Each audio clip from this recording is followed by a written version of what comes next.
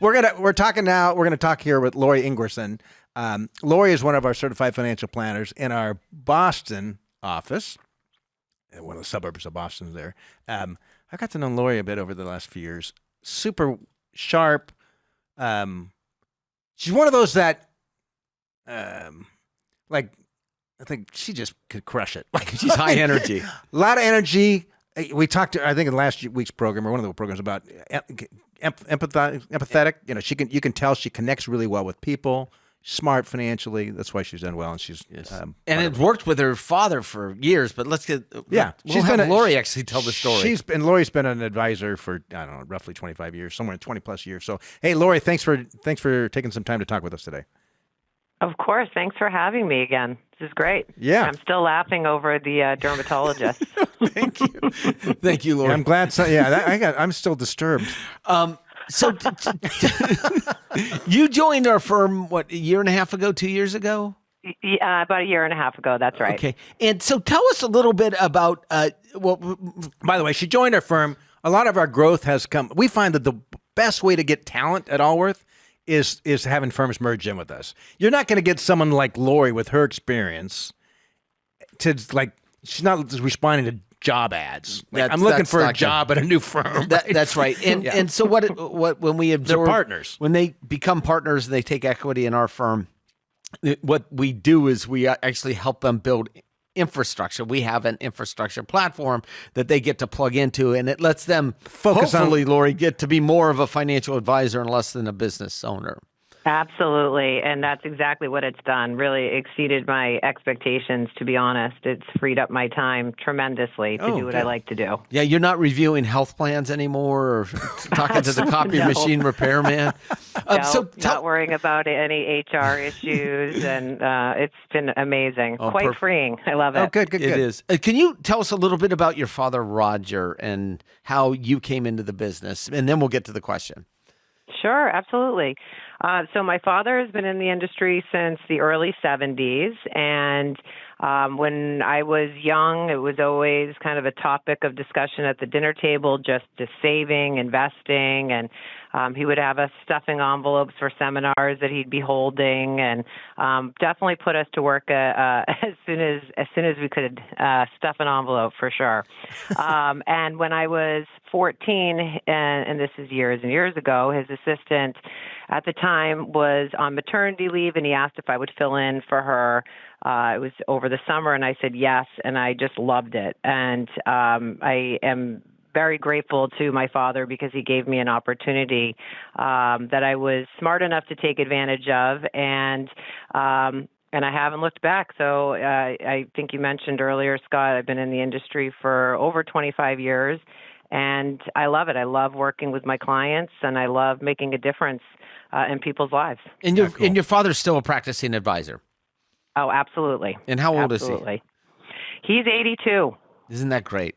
The youngest 82-year-old that you will ever meet. Oh, there's no question. I mean, it's really interesting because we've talked about this program. Like, if you look, people are working longer, and some people work longer because they need the money. But if you look, the more highly educated somebody is and higher net worth, the more likely they are to be working past retirement, normal retirement age. Which is because they get to choose their path. Yeah. Yeah. I'm sure your dad isn't actually complying with all the HR rules here at Allworth. Hopefully he's complying with I said all of them. Though, he works more than I expect him to, for sure. Oh, so good for him. I mean, he's working every day. I would say in the nicer weather, maybe he is taking off sometimes a little early to play golf, but usually not that much earlier. We love to hear that. Yeah. Yeah. So tell us about a client story that and what the issue was and what your proposed solutions were and how it all worked out. Yeah, absolutely. So we have, they are clients now. At the time, they were not, but they came in to develop a financial goal analysis. They were referred to us by an estate planning attorney that we've worked with many times over the years. And when they showed or shared their statements from their accounts, they had one account, a taxable account, that had almost $3 million in capital gains, long-term capital gains. So they were very kind of apprehensive about what to do with that because of the tax. Yeah, exactly. And so they had at that time planned on just holding the assets. They're in their 80s, holding the assets till they passed and let their beneficiaries receive it to get a step up in cost basis. But at the same time, Lori, it's interesting. It's one of those things where, as we've all seen, like if someone owns securities for years and years, right? And you look at the portfolio and it's like, I certainly wouldn't build this today. Yeah. And here's all the inefficiencies, and here's where the exposure we've got. But then you weigh that against the tax consideration, right? Which is why they still owned all this stuff. Like, it's not the portfolio we'd build today, but we can't afford to make any changes because there's $3 million of capital. It's almost like a presidential election. It's the lesser of two evils. That's right. Exactly. Neither of your paths are good, but you've got to go one way. Or you could go to Laurie. What's the lesser? The less painful way. Yeah, or you could go to Laurie, and Laurie will give you a third candidate you could vote for. And what was exactly? Yes. So when we put together their plan, they really didn't need a lot of risk. And as you said, the portfolio that they had was not one you would build for them today, but their hands were tied because of the capital gains. At the same time, they were trying to really just simplify their estate for their beneficiaries. And there were some businesses that they had either invested in or owned, and they were looking to sell them, and one of them for a potential $20 million. And so they're looking for ways to mitigate those taxes as well.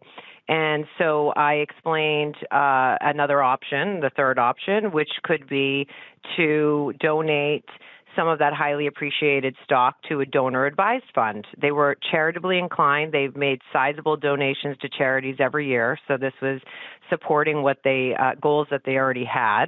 And I explained how that works. So when you donate cash, securities, or other assets to a donor-advised fund, you are generally eligible, to take an immediate tax deduction. So while it wouldn't offset that whole $20 million, it would help reduce that liability if they were to donate some or all of those positions with the capital gains. Yeah, and oftentimes if it's a smaller business that might have been an LLC or partner LP or S corp, where it's not as tax favorable if you try to donate that to a donor advised fund as opposed to a publicly traded security.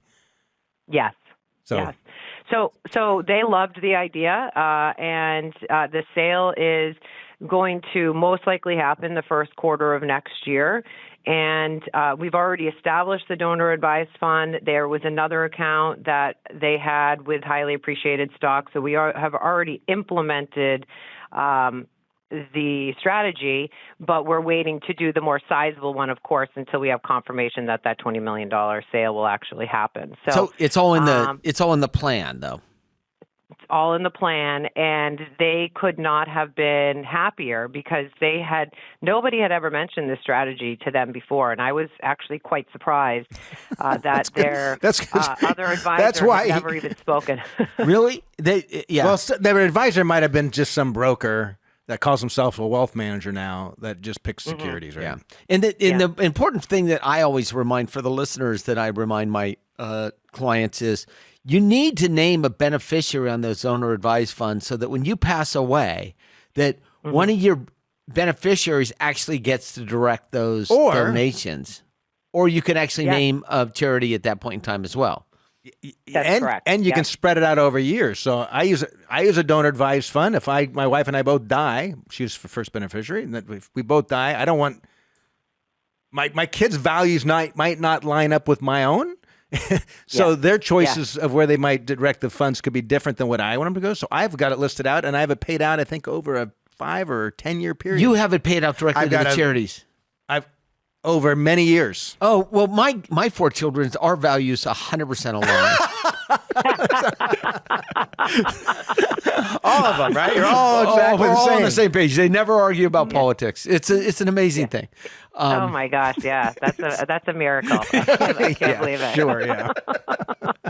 I would say the great thing about the strategy is that you get that immediate tax deduction. So for that year that you are looking for that larger deduction, and then spreading it out or your donation over as many years as you want is, I think, one of the best benefits to it. It And makes all the sense in the There's world. limitation. I think it's 30% of adjusted gross income on appreciated securities, and it's either 50 or 60% on cash that you can get the current deduction. But like even if they knew that, let's say January 2nd, the sale was absolutely, it was like for sure going to happen, they could choose, they could gift today and even though whatever they couldn't deduct this year would carry forward to the future years. It all carries forward. Yes. So it's the kind of strategy you can do, anticipation of future years. If you want to contribute something today, you don't have to necessarily wait until that big tax year. Yeah. Laurie, I am glad you're there for your clients, and I'm glad you and Roger and your whole team in Boston are part of Allworth. It's been great working with you.